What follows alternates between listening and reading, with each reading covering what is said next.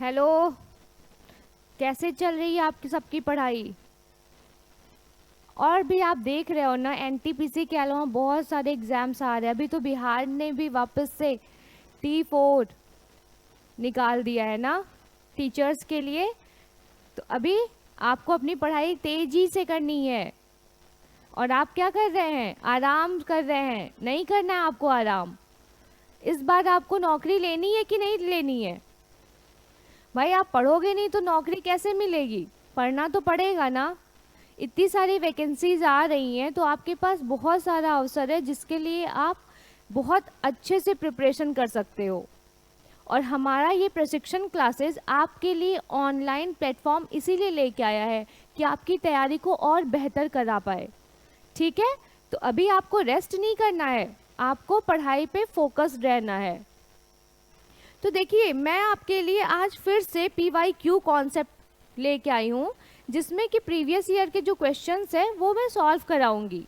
ठीक है, तो इसमें जो भी एक्सप्लेनेशन होता है ना, उसको आप नोट डाउन जरूर किया करिए। इससे क्या होगा कि आपके और भी क्वेश्चंस इसमें बनते जाएंगे और सॉल्व भी होंगे, और एक प्रैक्टिस बनी रहती है। जब आप एग्जाम हॉल में बैठते हो ना, होता क्या कि प्रेशर की वजह से बहुत ही माइन्यूट क्वेश्चंस आप कंफ्यूज कर जाते हो और उसके आंसर्स को गलत टिक कर देते हो।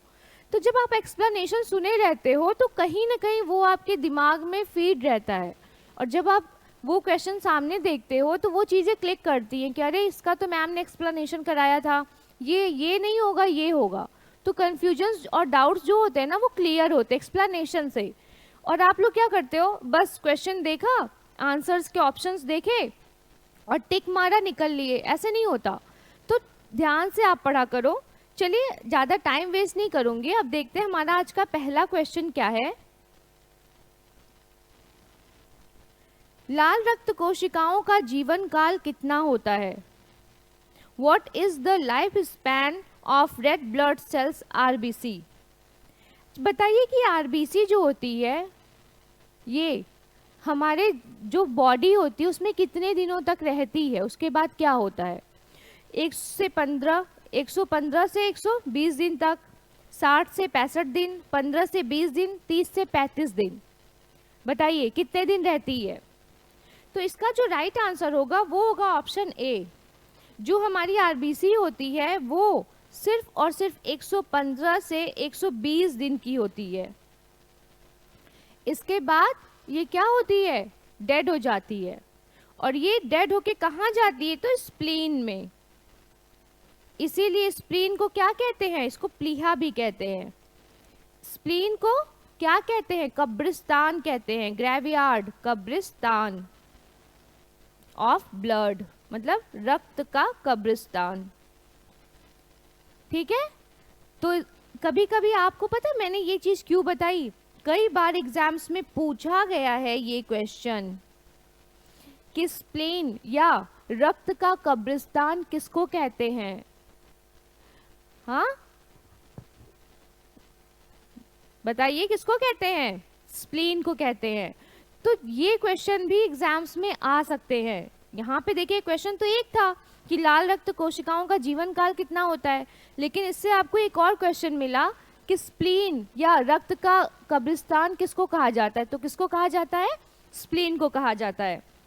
चलिए, अब देखते हैं हमारा अगला क्वेश्चन क्या है। मनुष्य रक्त में लवण का प्रतिशत कितना होता है? अच्छा देखिए, हमारा जो ब्लड होता है, what is the percentage of salt in human blood? हमारा जो ब्लड होता है इसमें बहुत सारी चीजें होती हैं, आप भी जानते हैं। ठीक है, अब वो जो चीजें होती हैं उसमें क्या क्या होता है? पानी होता है, प्रोटीन्स होते हैं, हार्मोन्स भी रहते हैं, और क्या उसमें लवण, सॉल्ट, आयंस, ये सब कुछ होते हैं। ठीक है, अब बताइए कि यहाँ पे बात क्या पूछ रहा है कि जो नमक होता है, सॉल्ट का परसेंटेज कितना होता है? 6.8%, 0.7 to 0.8%, 4.5%, 3.5%। तो इसका राइट आंसर है बी, 0.7 to 0.8%। और सॉल्ट को और कैसे सिंबॉलिक उसका कैसा है, उसको कैसे डिनोट करते हैं? तो देखिए, जो सॉल्ट होता है वो NaCl के रूप में होता है। किसके रूप में? NaCl के रूप में। अब आप बताइए, ये Na+Cl- ये जो दोनों होता है, ये क्या ऐसे ही रहता है? तो नहीं, ये किसी ना किसी फंक्शन के लिए हमारी बॉडी में रहता है। अच्छा, आपको पता है जो हमारा बीपी होता है कभी कभी लो हो जाता है, तो हम क्या करते हैं? नमक घोल दे देते हैं कि नमक चाट लो या फिर पानी पी लो नमक में डाल के। तो ये बताइए ऐसा क्यों करते हैं? पानी में नमक डाल के हम क्यों पीते हैं बीपी लो होने पे? वो इसीलिए क्योंकि हमारी जो बॉडी होती है उसमें सोडियम क्लोराइड की ज़रूरत होती है, और ये किस में हेल्प करता है? ब्लड सर्कुलेशन में हेल्प करता है। कैसे करता है वो आप हमारा जब पेड बैच लेंगे ना, उसमें सोडियम क्लोराइड के क्या फंक्शंस है वो सब कुछ डिटेल में बताऊंगी। हमारा प्रशिक्षण क्लासेस का पेड बैच भी शुरू होने वाला है जो कि ऑनलाइन है, तो आप उसको ज्वाइन कर सकते हैं। ठीक है, चलिए अब देखते हैं हमारा अगला क्वेश्चन क्या है कि सामान्य रक्त शर्करा की मात्रा में परिवर्तनशीलता किसमें परिलक्षित होती है? The variability is in normal blood glucose levels is reflected in which process? Excretion, reduction, indigestion, respiration. बताइए, जो सामान्य रक्त शर्करा है उसकी मात्रा परिवर्तनशीलता किसमें परिलक्षित रहती है? उत्सर्जन में, अपचयन में, अपचय या श्वसन में? तो देखिए, जो ग्लूकोज होता है हमारे ब्लड में, जो ग्लूकोज पाया जाता है, ठीक है, वो क्या होता है? वो कन्वर्ट हो जाता है पायरूविक एसिड में, पायरूविक एसिड में। और ये पायरूविक एसिड क्या होती है फिर ब्लड में ब्रेक होके क्या करती है? एटीपी ऊर्जा का निर्माण करती है। ठीक है, ये फंक्शन होता है। लेकिन ये जो पायरूविक एसिड होता है ये हमारे ब्लड में क्या होता है? परिलक्षित भी रहता है। मीन्स कि हमारा जो ब्लड है वो पायरूविक को कंटेन किया रहता है। ओके, अब बात करते हैं तो ये किस प्रक्रिया में होता है। यहाँ पे क्या मैंने बात की कि ग्लूकोज किस में कन्वर्ट होता है अपघटित होके? तो पायरूविक एसिड में। इसका मतलब ये किसका पार्ट हो गया? अपचयन का पार्ट हो गया, रिडक्शन का पार्ट हो गया। ठीक है, और एक बात, हमारा जो ये अग्न्याशय पैनक्रियाज होता है ना, आपको पता है क्या स्रावित करता है? इंसुलिन का स्रावण करता है। किसका? इंसुलिन का। और ये इंसुलिन क्या करता है? हमारे जो ब्लड में शर्करा होती है ना उसको बैलेंस करने का काम करता है। ठीक है, जो भी एक्स्ट्रा शुगर होता है उसको कन्वर्ट किस में करता है? पायरूविक एसिड में। अब जब इंसुलिन की कमी होती है तो हमें क्या हो जाता है? शुगर हो जाता है, क्योंकि हमारी बॉडी में जो शुगर का लेवल होता है वो हाई हो जाता है। ठीक, अच्छा, आपको पता है ये सब चीज़ें आपको बहुत डिटेल में पढ़ने के लिए और समझ में भी आएगा और बहुत अच्छे तरीके से एक्सप्लेन किया जाएगा हमारी क्लास में। ठीक है, चलिए अब देखते हैं। इसका मतलब इस क्वेश्चन का राइट आंसर क्या हो गया? आपका बी, ऑप्शन बी, रिडक्शन। चलिए अब देखते हैं हमारा अगला क्वेश्चन क्या है। CO2 और गैस्ट्रोनॉमिक क्रियाएं किसके द्वारा अवशोषित होती हैं? CO2 and gastric actions are absorbed by which of the following? Blood platelets, red blood cells, white blood cells and plasma. बताइए, ये जो CO2 है और गैस्ट्रोनॉमिक जो क्रियाएं होती हैं वो किससे के द्वारा अवशोषित होती हैं? प्लेटलेट्स, आरबीसी, वाइट ब्लड या फिर प्लाज्मा? किसके द्वारा? इसका राइट आंसर क्या होगा? तो देखिए, ये होती हैं आपकी आरबीसी द्वारा। ठीक है, क्वेश्चंस देखिए कितना घुमा घुमा के पूछा जाता है एग्जाम में। आप पता कंफ्यूज होते हो इसीलिए, क्योंकि आप क्या जानते हो कि ऑक्सीजन को आरबीसी किसको कैरी करता है? ऑक्सीजन को। लेकिन यहाँ पर क्या पूछ दिया? CO2 और गैस्ट्रोनॉमिक क्रियाएं। तो अब तो आप कंफ्यूज कर जाओगे कि यार यहाँ तो बात हो रही है CO2 की और हम तो पढ़ के आए थे O2, अब क्या करूँ? तो आप आरबीसी को छोड़ के बाकी किसी पर भी तुक्का मारने के चक्कर में टिक कर देते हो, बट ऐसा नहीं है। जब मैंने क्या बोला था, जब भी आप एक्सप्लेनेशंस देखते हो ना तो आपको चीज़ें क्लियर होती है। और याद है मैं अपनी पिछली क्लासेस में आपको बताई भी थी कि ये जो ब्लड होता है, ये मान लीजिए इसमें ब्लड बह रहा है, ठीक है, तो ये जो ब्लड होगा ये क्या करता है, ये ब्लड यहाँ पे ऐसे ब्लड है, तो ये क्या करता है, CO2 को कैरी किए रहता है ना, किसको, CO2 को। जो इम्प्योर ब्लड है, ऑक्सीजन कहाँ आती है, यहाँ से ऑक्सीजन आती है ब्लड में, और CO2 यहाँ से कहाँ जाता है, आपका एल्वियोलाई में, ठीक है। अब यहाँ पे जो एल्वियोलाई है ये क्या करती है, कार्बन डाइऑक्साइड को लेके हमारी बॉडी से श्वसन क्रिया के द्वारा बाहर कर देती है। तो इसका मतलब कि जो ब्लड है वहाँ पे किसका ट्रांसपोर्ट होता है, ऑक्सीजन और कार्बन डाइऑक्साइड का। तो आरबीसी इसका मतलब कि कार्बन डाइऑक्साइड को ढो के हमारी बॉडी से कहाँ ले जाती है, एल्वियोलाई में लेके जाती है, और फिर वहाँ पे क्या होता है कि ऑक्सीजन वापस लेके हमारी बॉडी को दे देती है, ठीक। तो इसलिए इसका आंसर क्या होगा, बी, आरबीसी। चलिए अब देखते हैं हमारा अगला क्वेश्चन क्या है। निम्नलिखित में से कौन रक्त में थक्के बनाने में सहायक है, बताइए। Which of the following helps in blood clotting? जब हमें कभी चोट लग जाती है तो ब्लड फ्लो करता है। तो अगर आप खुद सोचिए कि अगर ब्लड फ्लो बंद नहीं होगा तो फिर हमारी तो डेथ हो जाएगी। अच्छा, आपको पता है महारानी विक्टोरिया थी, उनको ये प्रॉब्लम थी, जब भी उनको चोट लगती थी ना तो उनकी बॉडी से ब्लड कंटिन्यूस बहते रहता था, ब्लड क्लॉट होता ही नहीं था, ठीक है। इसीलिए से रईसों का शाही रोग भी कहते हैं इसको, शाही रोग, ठीक है। Which of the following help in blood clotting, तो blood platelets, red blood cells, white blood cells या मेम्ब्रेन, कौन है जो कि ब्लड क्लॉटिंग में हेल्प करता है।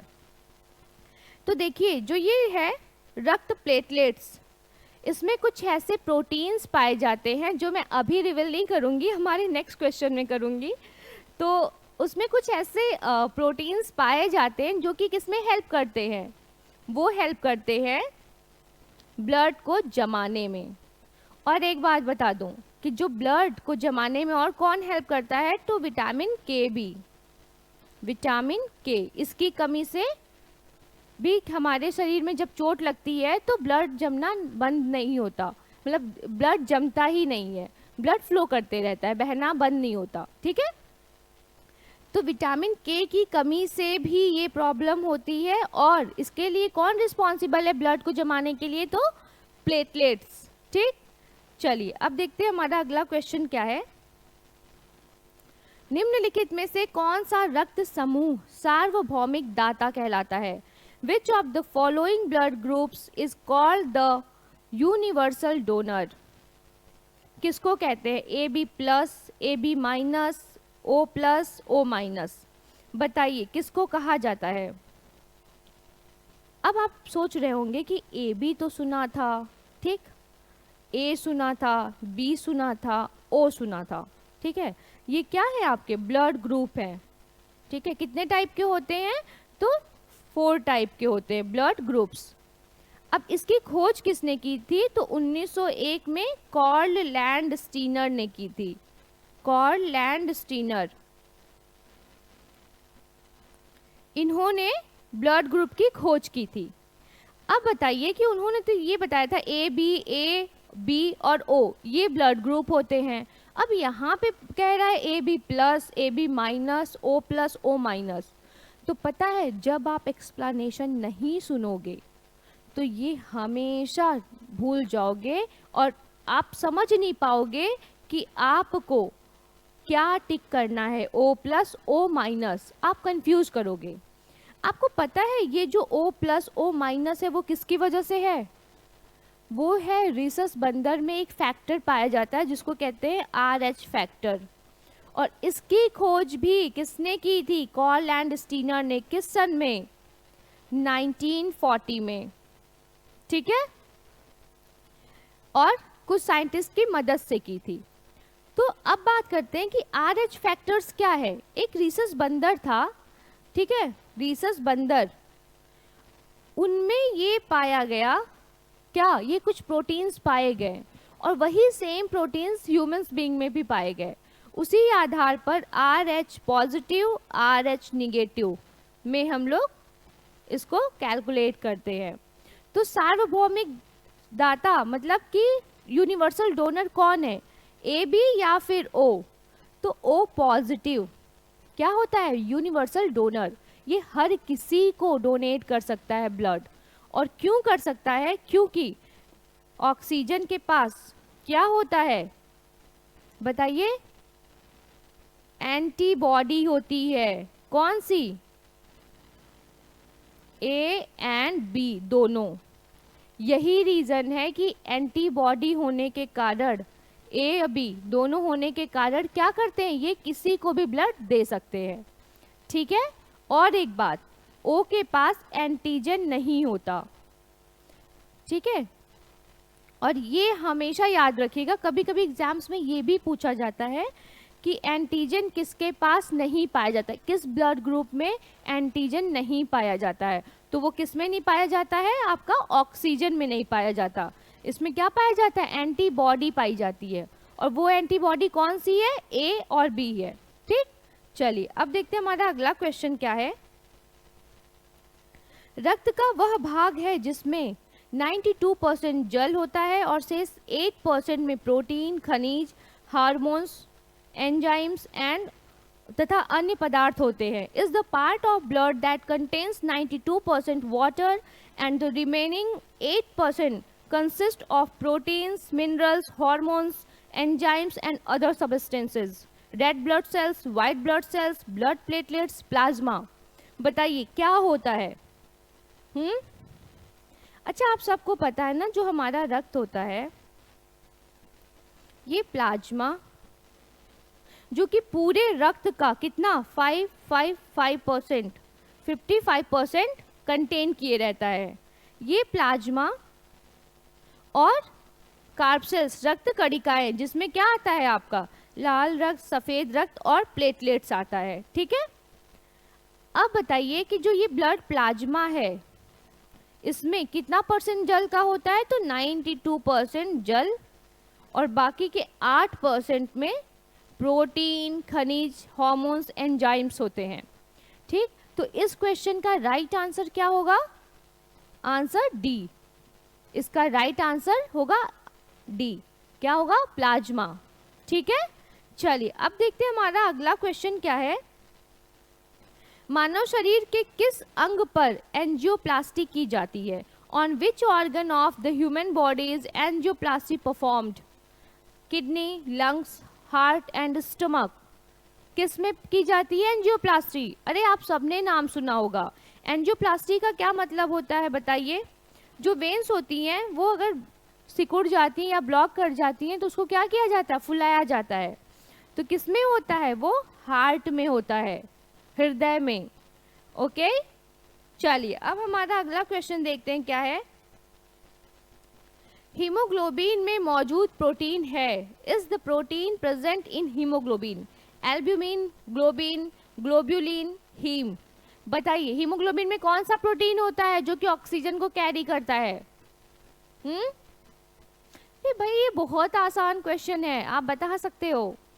नाम में ही haemoglobin, haem plus globin, haem plus globin, इसीलिए पता है ग्लोबिन और हीम दोनों आंसर दिया हुआ है। ठीक है, ऑप्शन में। अब आप क्या करोगे कि कंफ्यूज हो जाओगे, आई थिंक इसका तो ग्लोबिन होगा, लेकिन नहीं, इसका क्या होगा, हीम।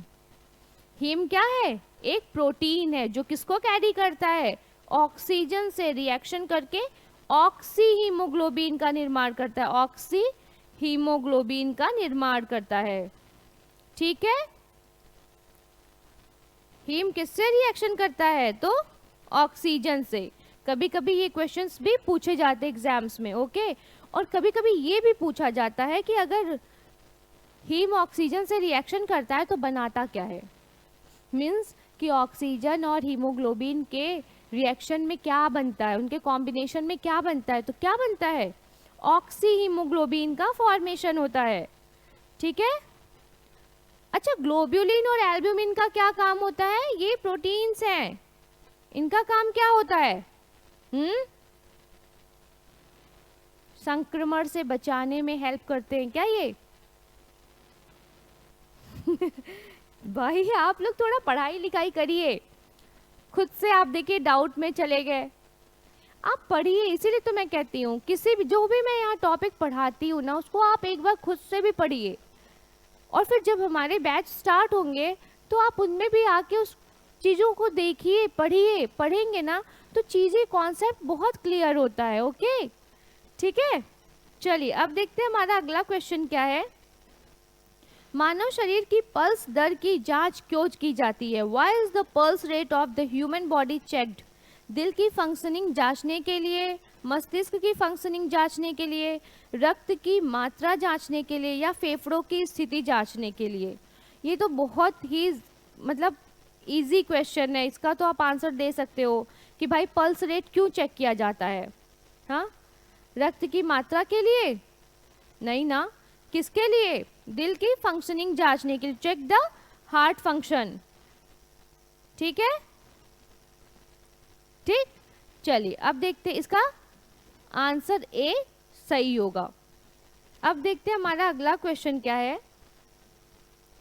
मानो रक्त प्लेटलेट्स, फिर यहाँ पे स्पेस है, छोड़ते हैं जो रक्त के थक्के बनाने में मदद करता है। बताइए, human blood platelets release which help in blood clotting. तो जो ह्यूमन ब्लड प्लेटलेट्स है वो क्या रिलीज करता है जो कि ब्लड क्लॉटिंग में हेल्प करता है? Prothrombin, fibrin, fructose and sucrose. तो देखिए जो प्लेटलेट्स होता है ना, इसमें से दो प्रोटीन्स होती हैं। कौन कौन सी? एक होता है प्रोथ्रोम्बिन, और दूसरा होता है फाइब्रिनोजेन। फाइब्रिन नहीं, फाइब्रिनोजेन। ठीक है, ये दोनों जो होते हैं वो किस में हेल्प करते हैं? ब्लड को जमाने में। जब हमें चोट लग जाती है, मान लीजिए ये आपका हाथ है, यहाँ पे कट लग गया, ओके, ये कट लग गया, तो ये क्या करते हैं, जो प्रोथ्रोम्बिन और फाइब्रिनोजन होते हैं, ये किससे, ये यहाँ पे क्या करते हैं, ऐसे जालीनुमा रचनाएं क्रिएट करते हैं, और ये जालीनुमा जो सॉरी रचना होती है, ये जो ब्लड के पार्टिकल्स होते हैं उसको फंसाते जाते हैं। यहाँ पे ब्लड के पार्टिकल्स को क्या करते हैं, यहाँ पे फंसाते जाते हैं, और फिर धीरे धीरे धीरे यहाँ धीरे धीरे करके आप देखेंगे ब्लड जमना शुरू हो जाता है। इसका मतलब कि ब्लड को जमाने में कौन हेल्प करता है? तो प्रोथ्रोम्बिन एंड फाइब्रिनोजेन। ओके, चलिए अब देखते हैं हमारा अगला क्वेश्चन क्या है। अच्छा, फ्रक्टोज एंड सुक्रोज क्या है? हाँ, ये क्या है? ये ग्लूकोज, ये ग्लूकोज के ही तो पार्ट है ना। ये क्या करता है? ग्लूकोज ब्रेक होके फ्रक्टोज या सुक्रोज इन सब का निर्माण करता है भोजन के रूप में शरीर में। ओके, चलिए अगला क्वेश्चन देखते हैं क्या है। मानव शरीर के रक्त का पीएच स्तर होता है। पीएच वैल्यू से क्या पता चलता है कि ये जो चीज है या जो भी द्रव है या खाने का पदार्थ है या कुछ भी, हार्मोन्स, एंजाइम्स, कुछ भी, उसका पीएच बताता है कि ये एसिड है या फिर बेस है। ये क्या है, एसिड है या बेस है। ठीक है, तो अब अगर बात किया जाए कि ये जो ब्लड होता है, what is the human blood pH, तो जो ब्लड का पीएच होता है वो कितना होना चाहिए? देखिए जो 7 होता है ना, वो बिल्कुल न्यूट्रल स्टेज होती है, जहाँ पे कोई भी पदार्थ ना तो एसिड होता है और ना ही बेस होता है, और इसके पहले क्या होता है, एसिड होता है, और इसके बाद में क्या होता है, बेस। ठीक है, अब बात की जा रही है कि ब्लड की। जाहिर सी बात है कि ब्लड एसिडिक फॉर्म में तो हो नहीं सकता, तो बेसिक फॉर्म में ही होगा, लेकिन वो कितना बेसिक होता है, तो वो होता है 7.0 से लेके 7.4%। ठीक है, कितना, ये इसका मतलब किसकी पीएच वैल्यू कितनी होती है, 7.0 से 7.4, ये होती है इसकी पीएच वैल्यू ब्लड की। अगर इससे ज़्यादा होगा तो भी खतरा, इससे कम होगा तो भी खतरा। आपको पता है अगर एसिडिक फॉर्म हो जाएगा ना ब्लड का, तो जो हम इंसान या कोई भी वो कोमा में भी जा सकता है, इतना खतरनाक होता है। इसीलिए ब्लड का पीएच मेंटेन होना बहुत ज़रूरी होता है। ओके, चलिए अब देखते हैं हमारा अगला क्वेश्चन क्या है। रक्त का इनमें से कौन सा घटक ऑक्सीजन का परिवहन करता है? Which of the following components of blood carries oxygen? Platelets, WBC, plasma, RBC। बताइए कौन है जो ऑक्सीजन का परिवहन करता है? बता दिया था मैंने जो CO2 और उसकी बात हुई थी तभी। तो कौन करता है? RBC ही तो करता है ऑक्सीजन का भी परिवहन। और ये दोनों क्वेश्चन लाने का मेरा मेन मोटिव यही था कि आपको चीज़ें बिल्कुल क्लियर हो, एग्जाम्स में दोनों क्वेश्चंस अगर पूछे जाए तो आप उसका आंसर टिक कर सको। ठीक है, चलिए अब हम देखते हैं अगला क्वेश्चन क्या है कि रक्त में कौन सी कोशिकाएं रोगों से लड़ने के लिए उत्तरदायी होती हैं? Which cell in the blood are responsible for fighting disease? White blood cells, blood platelets, red blood cells and plasma. तो बताइए कौन होती हैं? White blood cells. क्यों होती हैं? क्योंकि इसमें क्या होता है? लिम्फोसाइट्स और मोनोसाइट्स।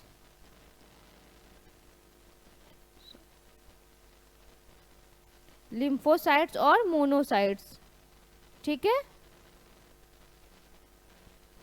और मोनोसाइट्स। अब बात करते हैं कि मोनोसाइट और लिम्फोसाइट क्या है। तो ये जो होती है ना, ये रोगों से लड़ने में मदद करती हैं। ये क्या करती हैं? ये हमारे जो शरीर में क्या एंटीबॉडी का निर्माण करती हैं, हाँ, जिससे हमारा क्या शरीर क्या जो होता है ना उसको रोगों से लड़ने में सहायता मिलती है। ठीक है, और एक बात, ये जो वाइट ब्लड होते हैं ना, ये जब इरेगुलर बेसिस पे डिवाइड होने लगते हैं तो इससे क्या होता है? कैंसर होता है। वाइट ब्लड सेल्स का अनियमित रूप से विभाजित होना किसको इनवाइट करता है? तो कैंसरस डिजीज को। ओके, चलिए तो आज देखिए ये था आपका। और अभी मैं थोड़ा पानी पी के, लास्ट क्लास में मैंने आपको एक क्वेश्चन दिया था जो कि छूट गया था आपसे, और मैंने नहीं कराया था जानबूझ के, मुझे टिक करवाना था कि आप भी कुछ तो टिक करो, कुछ तो पढ़ो, मुझे पता तो चले कि आप पढ़ाई कर रहे हो। तो मैं उसका आंसर अभी आपको देती हूँ। ठीक है, मैं थोड़ा सा पानी पी लेती हूँ तब तक। सर, तो देखिए जो मैंने पिछली क्लास में आपको एक क्वेश्चन छोड़ के मैं गई थी, तो वो क्वेश्चन क्या था? वो क्वेश्चन था कि मानव शरीर में मौजूद निम्नलिखित, मतलब ऑप्शन दिए हुए थे, निम्नलिखित कोशिकाओं में से किसमें माइटोकॉन्ड्रिया नहीं पाया जाता है? तो बताइए RBC, WBC, प्लेटलेट्स या फिर मांसपेशी कोशिका, किसमें माइटोकॉन्ड्रिया नहीं पाया जाता है? तो किसमें नहीं पाया जाता है? RBC में नहीं पाया जाता है। अब आप अपने आंसर्स चेक कर लो किसने किसने सही किया है। तो RBC में माइटोकॉन्ड्रिया नहीं पाया जाता। ठीक है, तो बस आज के लिए इतना ही। फिर से हम मिलेंगे अपनी अगली क्लास में। Thank you so much. अगर आपको ये वीडियो अच्छा लगा हो तो आप अपने दोस्तों से शेयर करिए, चैनल को लाइक करिए और सब्सक्राइब करिए। Thank you so much.